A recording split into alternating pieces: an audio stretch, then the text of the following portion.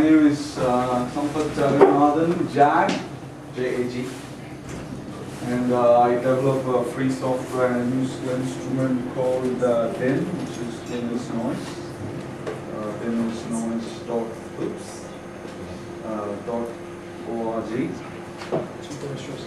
And I'm on Twitter.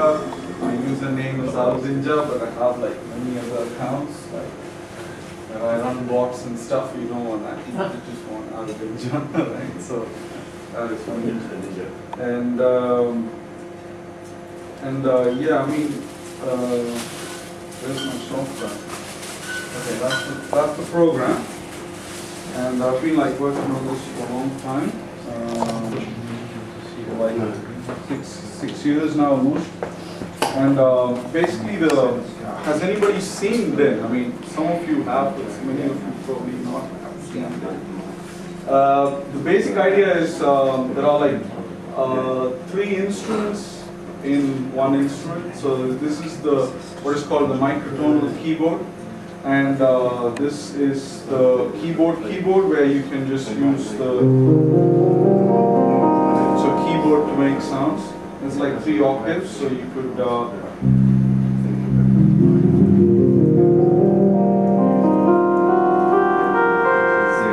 then you can make sounds like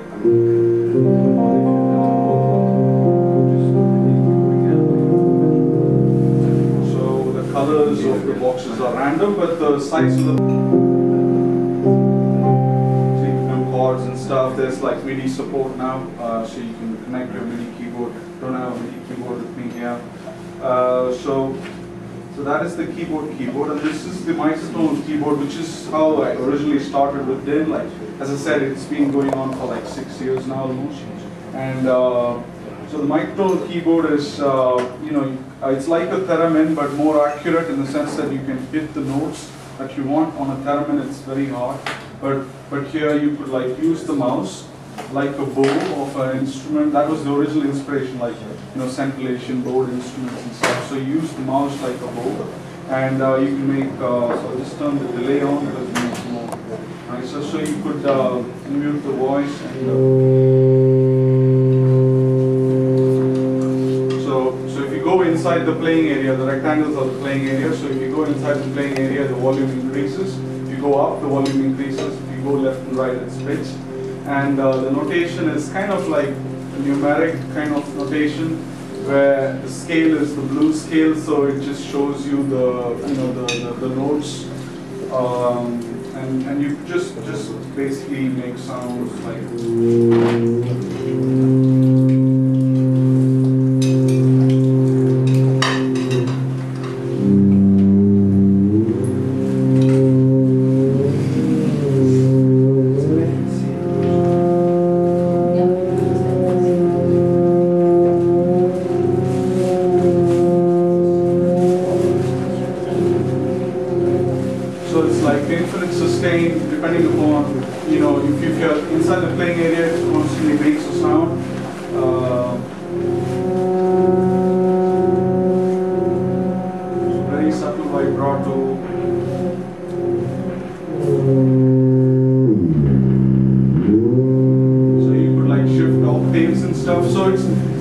There's like lots of stuff because it's been going on for 6 years. So you can check out the website for some tutorial videos and stuff, how to play it and stuff. But I just wanted to show you today what I've been working on called visual drone modulation, because drones are like a huge part in Indian classical music. And originally I kind of started it as an instrument for playing Indian classical music.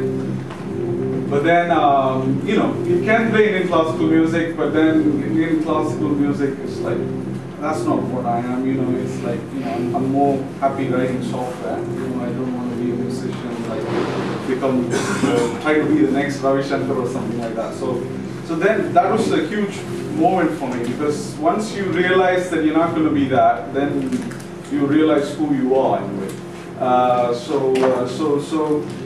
Originally the drones were all on exact, the tonic and the fifth and so on, because in Indian classical music it's all pretty, they go for the purity of sound and things like that, which is fine, which is great, no doubt. But then things happen when you break rules, really. So what I'll do is I'll turn the lead voice off. So if you go in, there's no sounds anymore. And drones, you can create drones like that.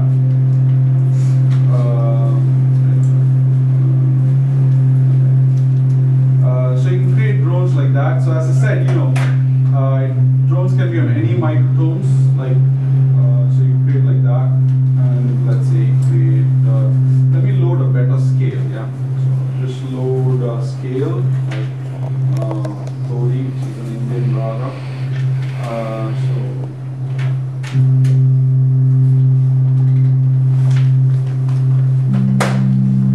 I'm just creating, just like Indian musicians would create drones on the tonic and the fifth. Then you create drone on the tonic. So as you can see, it kind of creates nice ambient sound. So you can create drones anywhere you like. Drag a chat.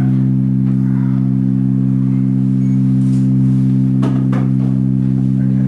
So then you could select them, move them around, things like that. So you could move them around.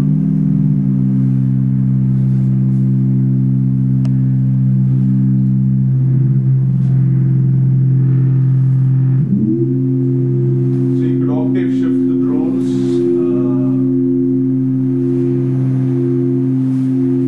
So yeah, I mean, so you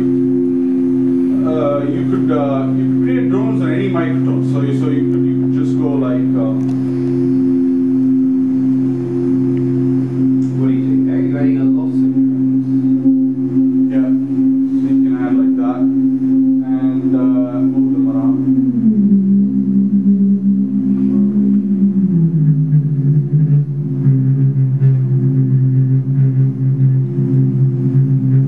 Go reverse phase, so you could reverse the phase. And you could do even more if you want to, or you could do like. Every one of those boxes you're drawing is turned Into a voice. an extra voice. Yeah, it's a voice, yeah. So you can shift like that.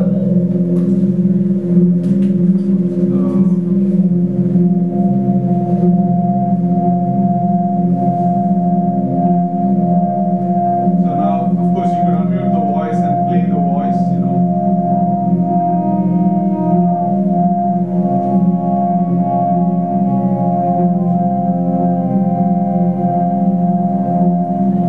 Or you could mute the voice again and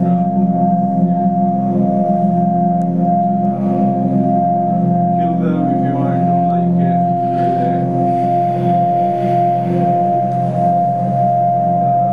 there. Kill it. One guy there, kill him. So that sort of stuff. But again, this has been going on for a while. I mean, I've been doing this for some time. Sometimes you kind of like, okay, now what now? Because you work on it for a long time and you're like, I just want to finish and do something else. But then something comes up, you get an idea, and then you kind of do it again. So it's like keeping the marriage interesting, really. Finding out. So that's the idea. So the idea was to do visual drone modulation. So because I'm in this project, the whole idea is because if you look at sound and how software handles sound, or how synthesis programs allow you to manipulate sound, it's all very physical, pseudo-physical. There's either rotate knobs, or if you're more inclined towards the PD or the Supercollider, the live coding kind of way, it's very sort of texty, kind of spreadsheety, kind of businessy, kind of yuck. Okay, so I mean they're fine software. They're great software. I mean, and they're free software, so I'm all for it. DIN is free software, by the way. And for me, I like geometry. I like kind of geometry, and I'm always exploring like what can we do by modifying geometry. The visual is very important to me, and by modifying visuals to convert that into sound, but not in a very cheesy way, but in a very dynamic kind of. I'm not good at talking about that. It has to be. I can feel what is there in my mind and kind of start programming, and this is the state at which it is right now. So where I want to show? Yeah, visual drone modulation. So the idea is, okay, let's say you have a drone like that. When we talk about modulation, modulation means basically change. So you're trying to move the drone, like say for example, like, so that is frequency frequency modulation, and a little bit of amplitude modulation as well. Sort of modulation. Then of course you can automate that, right? So automation is like huge. Everybody loves automation, but I kind of don't like automation that much in a very normal sense. You know, I like what I like to call as human automations. I'll show you what that means. So I'm just gonna. This is visual drone modulation. So what I'm doing now is x-axis is pitch. So I'm moving the drone now automatically, right? Basic automation along x. So whenever it moves along x, instead of me moving with the mouse, it's now an equation is doing it, and you get that sound. And there's a trail there, which basically I'm gonna hide it. Yeah, okay. So now there's no trail. I can take the anchor off, so only that is moving. Or I can put the trail back on. This presentation would have worked better in the night, I think. Anyway. But yeah. But Ryan has got a great venue and all that. Okay. Sorry. Fine. So it's frequency modulation. You can do amplitude modulation as well. So if you just want to increase the depth now, so the amplitude modulation. Can you see some pictures coming up basically right now? So there's amplitude modulation there. Let's take the anchor off, so only that. But you see, I mean, the interesting bit is that I want to go back to my text editor and show you what's the equation that's doing the modulation. So basically, x and y of the drone is the sound. Yeah. So modulation means you're basically changing x plus delta x, let's say, yeah, y plus delta y, yeah. So that is, so when you change in x, it's frequency modulation, right? When you change in y, that is amplitude modulation, because as you saw on the board, if you go up, its volume changes. So that's basically it. So now the delta x, how do you calculate that? So that is what is called the FM depth into some periodic function. So in that case, it's going to be a sine function with a particular frequency. So and delta y is going to be AM depth into some sine function into some frequency. Frequency 2, frequency 1, and sine function. Yeah. So this is it. So this is the depth. The FM depth is how much to move in x. Yeah. AM depth is how much to move in y. So if you go back to DIN now, so you see that originally I started with FM depth. You see the messages at the very top. I'll try to make the font a bit bigger for you. Is that big enough? Oh, okay. So just if you watch the messages, you will see that, okay, we are now reducing the FM depth, which means that our movement in x is going to decrease. So it's going to decrease, and now it's going to come down back to the tone, right? So it's now back to tonic now. Yeah? And obviously we have AM depth now, which is causing the movement to go up and down, right? So you can, oops, sorry, that's the other key. So I just move that down. It's going to take some time to get that 0, but you see it kind of falls into a constant drone. So it's like it's no sound, nothing happening there. So when you cause the motion, you're changing the deltas. Second. Is that what's causing the motion when you add? Yeah, when you add delta, yeah, when you have that delta x is obviously pitch modulation and delta Y is volume modulation. So now, okay, so we're getting some FM as well now. Okay. So what else? Yeah. So you have that, and obviously, see the other bit was the frequency bit. Now, this is actually what is called Lisa Joe figures. If anybody have heard of that. So FM depth is X. AM depth is Y. Yeah. And now we have been able to, I've shown you how to change these two guys, and you can change this guy as well, these two guys. When you change these two guys, it gets really interesting. Yeah? That's when it becomes, so what I'm going to do is probably change the FM depth, FM rate first, so you see that, okay, so now it changes like that. Do you see the pictures coming up? This is. Can you see it? Yeah. Okay, so now that is coming up. Now then of course you could change the AM rate as well. So you could have various kinds of figures like that. You see that? That figure has changed. I'll make the drone side of the drone size bigger so some of you can see what's going on.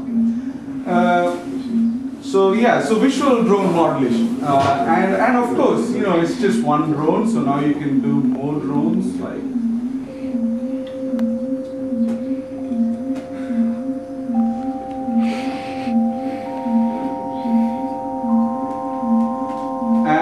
And obviously you can kind of let them go do Lisa Joe figures as well. So let's make them do it.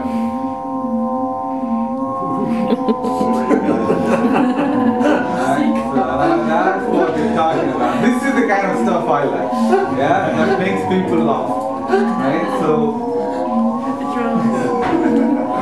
okay, so where are we? So it's still only FM modulation now. Because to be honest, I have a 6-year-old at home, right? And if he's like impressed, Daddy, I want to use your program. I want to use it. Then that's somewhere interesting. Right? So okay, so we were doing FM depth. Now I'm going to do AM as well now, right?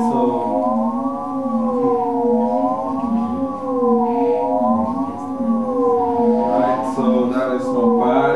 And when it's selected, the rate gets applied to all of the selected drones. You can isolate them. So some of the drones you can make them go faster. Some of the drones you can make them go higher up. So more amplitude, more frequency, that sort of stuff. So what I'm going to do is during the performance tonight, maybe I'm not going to talk, but I'll just try and do stuff and see what happens. But so I'm going to increase the rate now. As you can see, all of them are now drawing Lisa Joe figures.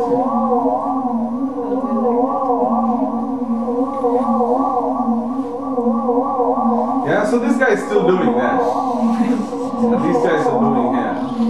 But all of them are similar because we kind of are setting them at the same time. So, I mean, all of them are selected together and the parameters are pretty much the same. So if you want, you can just select one guy like this. So this guy is selected. It's hard for you to see. There's one. Okay. Anyway, doesn't matter. Okay, so there's too much ambient light. It doesn't matter.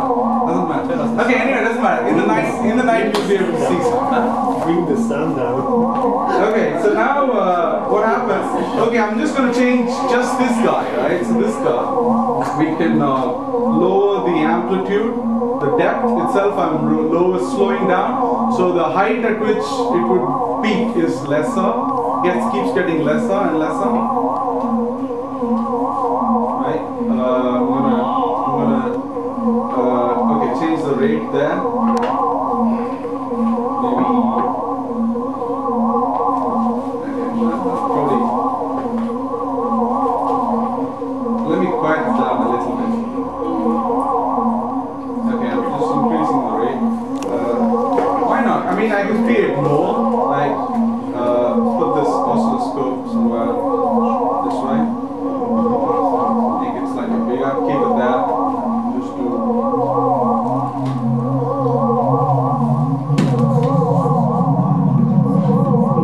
Like that.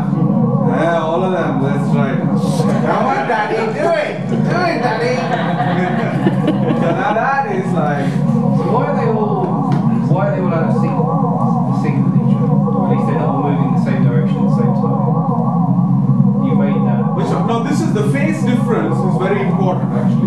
phase difference is due to the time at which you created it, right? I mean, it's very subtle to explain, but I go by, I'm not trying to, I like the human aspect of it. I mean, see, some of the randomness, it's better if you take it from the real world instead of trying to create randomness through a function inside the computer. So in this case, what I'm doing is I'm using the phase of the drone where it starts indexing the two sign functions. The phase of the sign function is related to the time of the creation of the drone. So when you create them together, they seem to have a snaky kind of movement, but because there's only slightly offset in phase. Now this gives an idea as to how real world creatures move. I'm not trying to say that this is how they move, but you can use your eyes and your ears, and you can see what's going on. So those guys are still doing that. Probably kill them.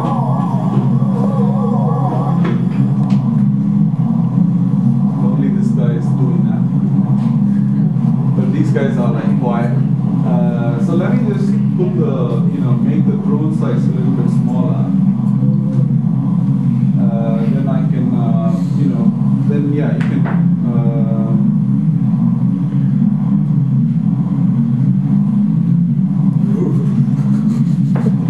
Yeah, now that is like reduce the trail length a little bit.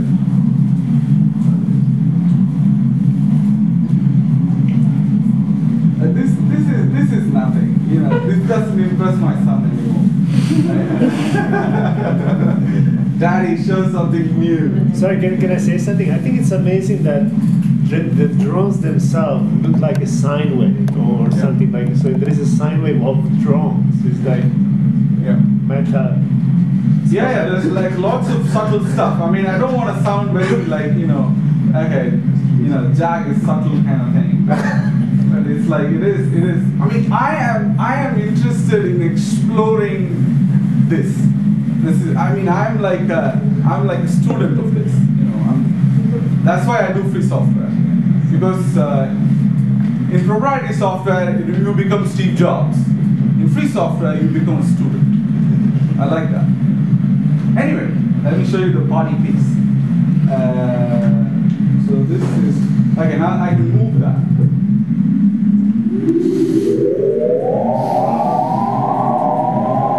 So there it keeps it there. So it's following the mouse? It's following the mouse, exactly. And then wherever you let it go, it will do the modulations there.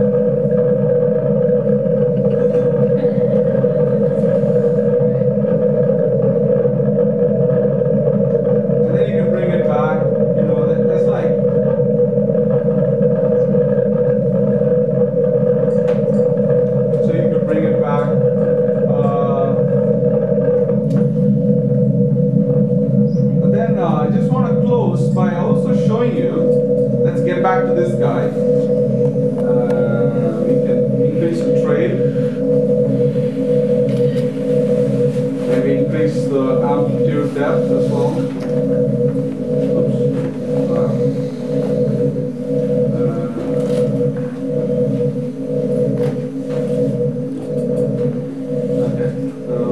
See some of the image? You can probably see. Okay. Now the other thing is you can do is you can even change. As I said, I need to get back to the text thing. We've changed this. We've changed this. We've changed this. We've changed this. Now this guy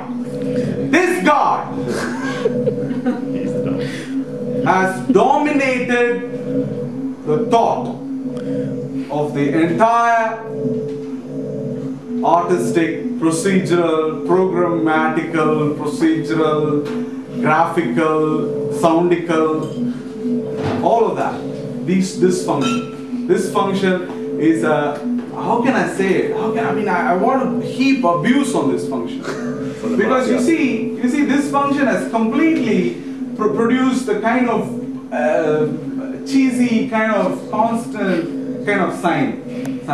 Somebody wants to repeat something, let's go sine, let's go sine, let's go sine, right? But you see, a periodic function is just nothing but returns a bunch of values over time, that's it. Yeah? Now, with computers being so fast, we can change that function into a custom function. So, custom function 1, custom function 2, custom function 1.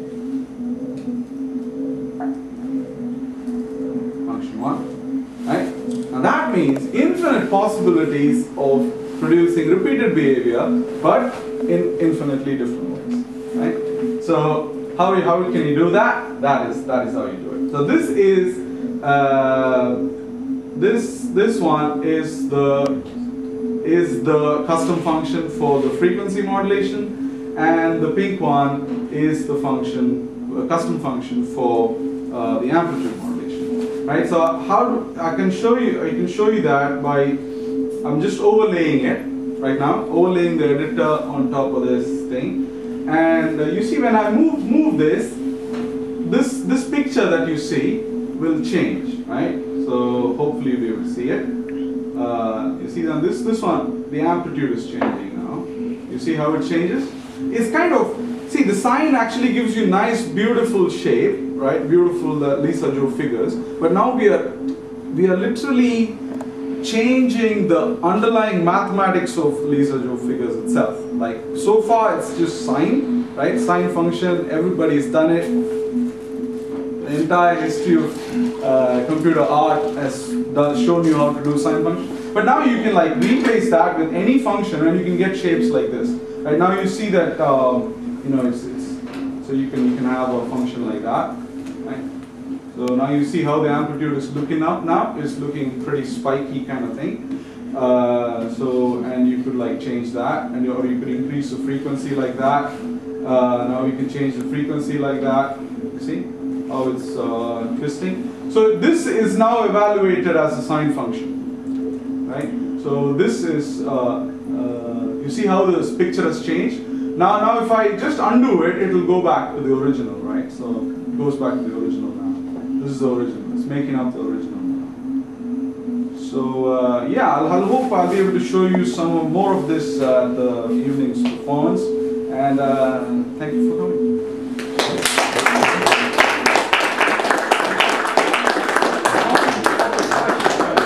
Why not just use a Bezier curve to plot the trajectory of the drone directly? Just a second. Okay, I can just close it down like that.